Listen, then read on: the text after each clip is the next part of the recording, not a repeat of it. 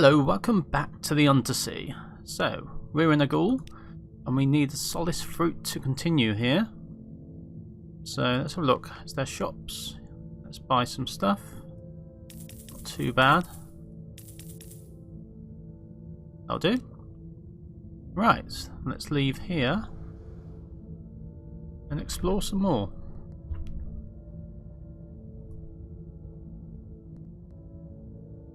So let's go across here and then up.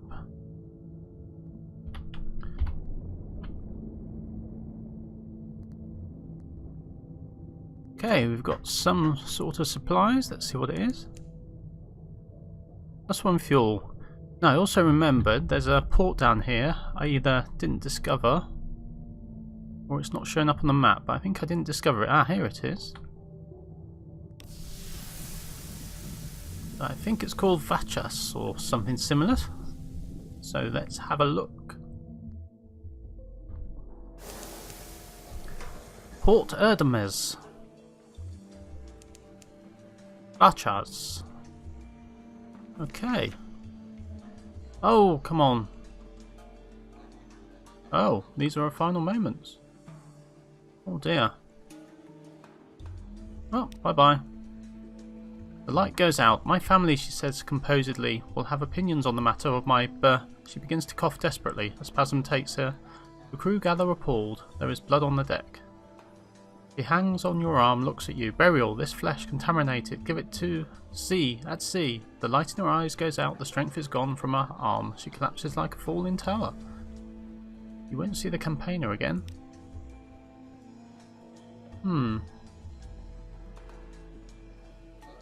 So, do we deal respectfully with her remains, belongings? Make use of her remains and belongings. What does she care? And something extraordinary was happening to her flesh. Let's do that. Oh, 7 secrets, strange cash, echo, mute assault, supplies, 20 terror. Oh, that's not so good. The burning white light of Vartra. The walled city of Vartra is a tangle of green vines and luminescent fungal flowers, slow blooming around mouldering stone. Okay, the city is a beacon against the tree-hushed spewing darkness of the outer continent. In the far distance, a vast mountain glimmers.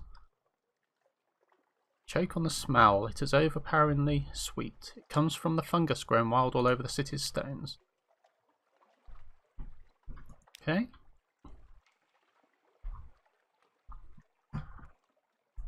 Get a port report.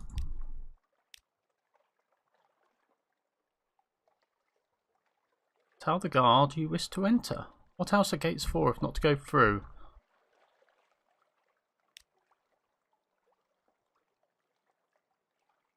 He makes a mark in a ledger before ringing a brass bell. The mirrors of the gates rearrange to give you space to pass, but never once allow shadow to touch the guard. Our ways are not yours, Tomas. Remember that and walk in the light of Mihir. Mihir.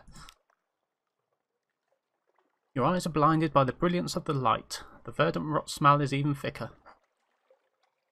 The heat of so much flame and reflected light presses oppressively against your skin. Your head pounds.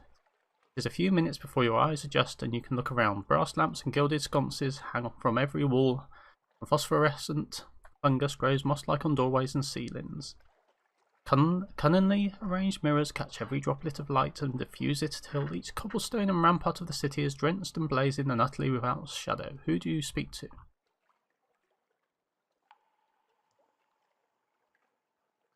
Let's speak to the fungus carter. His cart is piled high with fungal blooms and jars of algae scraped from the surfaces of the walls.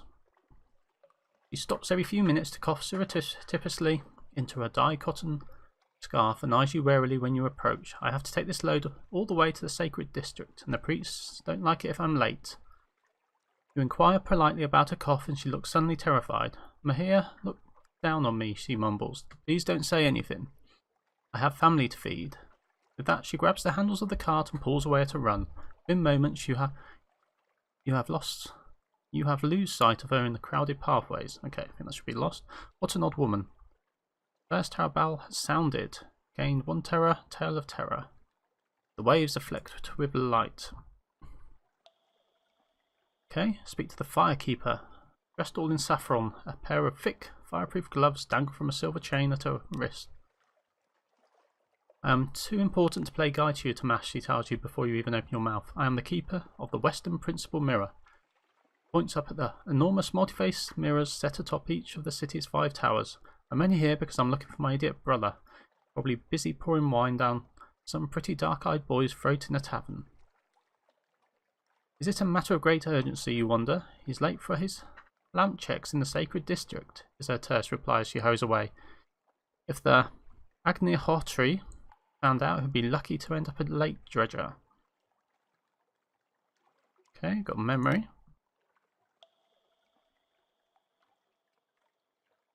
The jewel turban youth, he is winking at you. That it a furtive wink or a flirtatious one? Only one way to find out.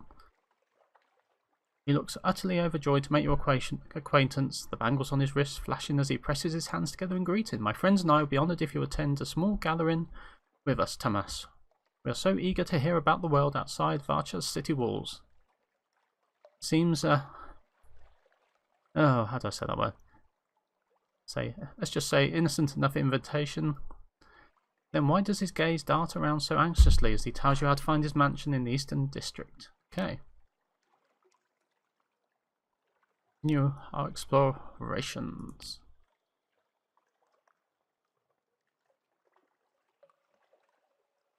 Well, let's go and visit his mansion. Well, he did invite you after all. You are not entirely sure what you were expecting from the jewel-turbaned youth's invitation. Perhaps a candlelit dinner and a genteel seduction. It turns out to be an evening of card games and chilled wine with his rather eclectic collection of friends. Okay. He asked us to tell him a story. Invent a fanciful tale, I think. Your crew would have enjoyed this tale and probably added their own asides and embellishments. So you couldn't have hoped for a more appreciative audience. They gasp and moan and shudder guiltily as your story comes to a climax. Afterwards, the jewel-turban youth takes you by the hand. His own is shaken and his skin is clammy. We are forbidden from the trickery of storytelling in Vartra, he tells you hoarsely. I've never heard anything so sublime. Oh, we got a Syrian enigma.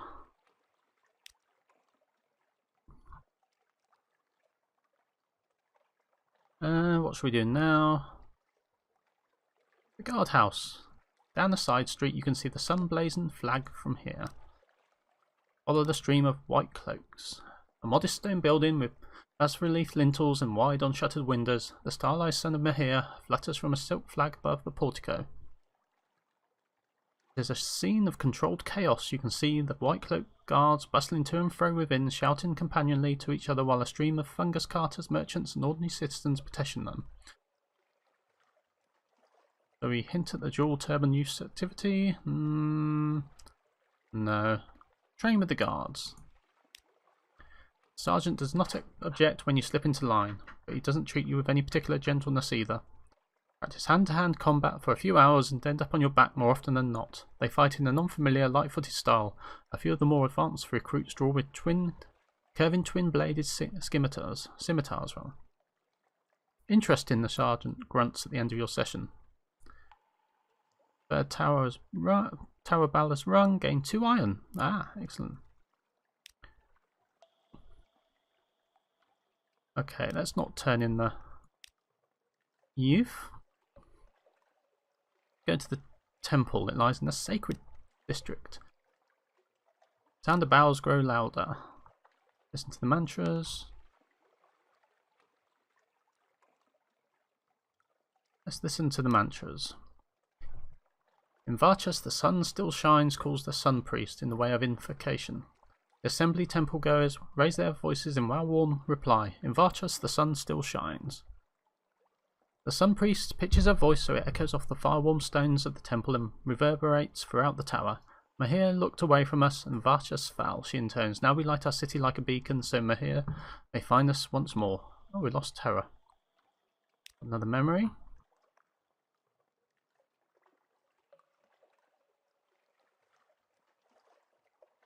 No, I don't want to sell my blue scintillac. Let's... Oh dear.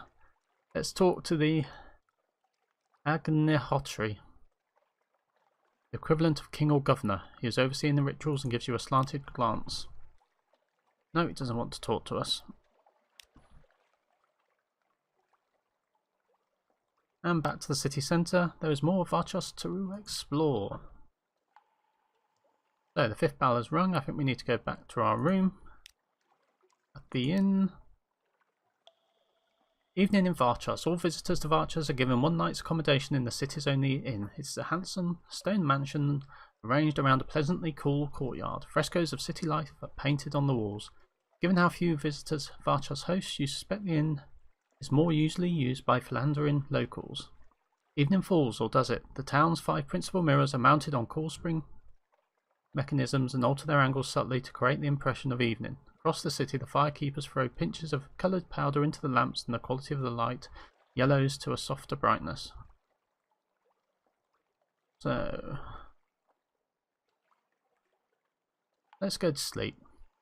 The bed is low and wide and draped with cotton sheets stamped with vegetable dye patterns in muted green and blues. Can we get terror? Oh god, we gain terror. You fall into sleep easily despite the bright light, but your dreams are full of whispering, glittering and smokes, mirror vapours that call into your reflection warping shapes. Your body is as it always would be, but somehow that is not as comforting as it should be. Okay, we've got to leave Vartra.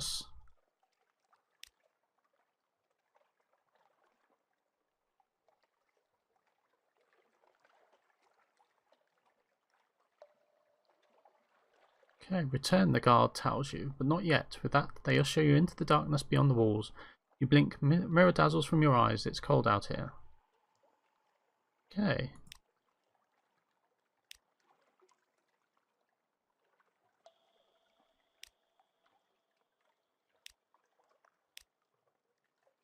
Well, let's leave Vartra then. And we've got rather a lot of terror from there. Oh well. So let's head up here.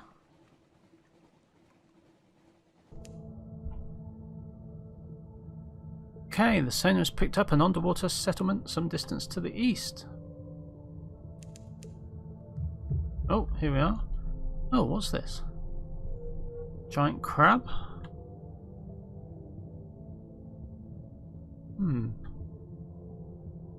What's that? Slow down a bit. That a wreck it is.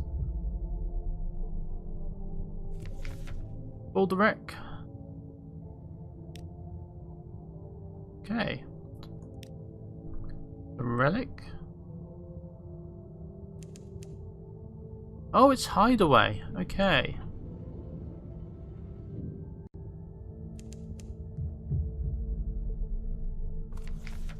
Hideaway. On the back of a gigantic beast live exiles from every corner of the Neath. Okay, let's get a port report. Okay, drop off the impolite investigator. This is where we requested you'd bring him. The impolite investigator grins as he disembarks. As soon as he's exited your ship, he spots a small ancient man, the sprightly visionary. The investigator rushes over to him and shakes his hand while unleashing a barrage of questions. What's your name? Reason for exile? How's the food? The visionary writes a message in the notebook, chained to his wrist. He presents it to you both. Welcome. Sorry, must run. Need to register yourself. Go straight ahead. Advice, no questions. Befriend. Tempton. Good day. Okay. Who's Tempton?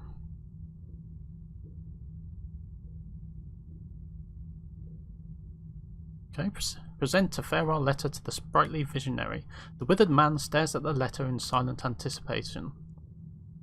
Tears open the letter, scanning it quickly, then reading it again more closely. His emotions are guarded, but his fingers gently trace the ascot around his neck. In response, the visionary writes only, "Tell Lorenzo he is dismissed from his service." Hesitantly, he gives you the salute of a Khaganate commander before rushing off to busy himself with other work. Okay. Deliver the letter.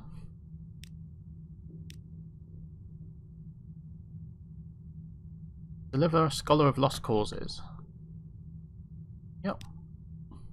The last you see of the scholar, he is trying to get an artist to answer his questions and shaking him in frustration. A crowd seems to be closing around him. Okay.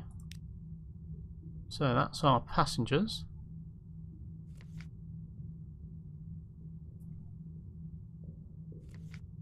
Oh, we need to go to Estival and fill up the mirrored box thing. Mirror catch box. Have they got shops? No. Okay, let's aid the sprightly visionary. A small man with liver spots on his head and wispy white hairs on his chin is struggling to roll a wheel of heavy cabling. Okay. Together you roll the wheel through Hideaway. You pass women lugging blowtorches and bags of cement, and men trying to smile as they put on diving suits. Eventually you pass through an iron gate to a workroom. At the room's centre is a deep pit. A large electrical alternator looms against the back wall. The visionary plugs the cable into the alternator and slowly feeds the rest down the pit. When finished, he writes a short message in the notebook chained to his wrist. Thank you. Usual helps working on faulty line. May need you in future. As he hands you a note, he looks up, revealing his neck. It's one huge scar. Okay.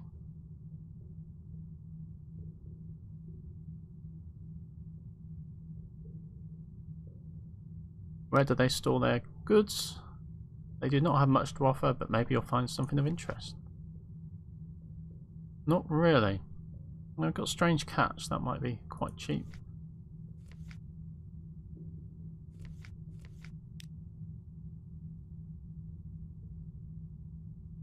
Let's check on the investigator. He can be found at all hours questioning people in the city or studying. The impolite investigator ignores the customs of sleeping and waking established in Hideaway. He never seems to rest. Whatever the hour, he can normally be found asking questions or studying the city. Today, however, he's withdrawn to his room and is unduly quiet. What is he up to? 7 diving suits take up the investigator's room. We're exploring the space between Temtum and its city shell, but we need another 5 divers.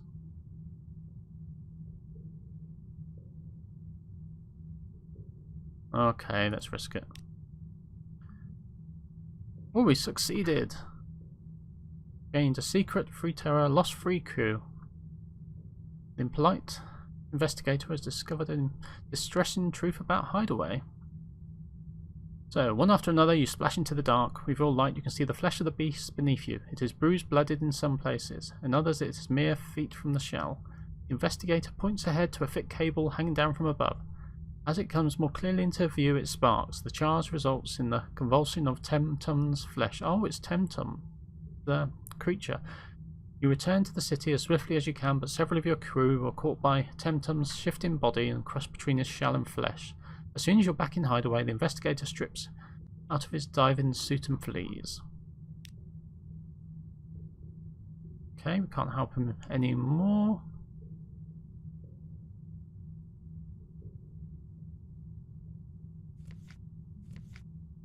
No, we can't get anything here. Okay, let's buy a memento. Fortunate, a memory of distant shore and the lost supplies. He passes you a dried blade of kelp. A musical score is written on it. You hum the tune. Isn't it the melody those mushroom hawkers would whistle? Yes, the one banned by the Ministry of Public Decency after most of the hawkers were arrested in Port Canelian for attempting to restore the fungal forest through political bloodshed. How curious. This game's a bit of a trial for somebody who's somewhat dyslexic by me, but never mind. I think we'll leave it there for today as my voice is going. And we'll return next time to Hideaway. So thank you for watching, and I'll see you again in the Unterzee sometime soon.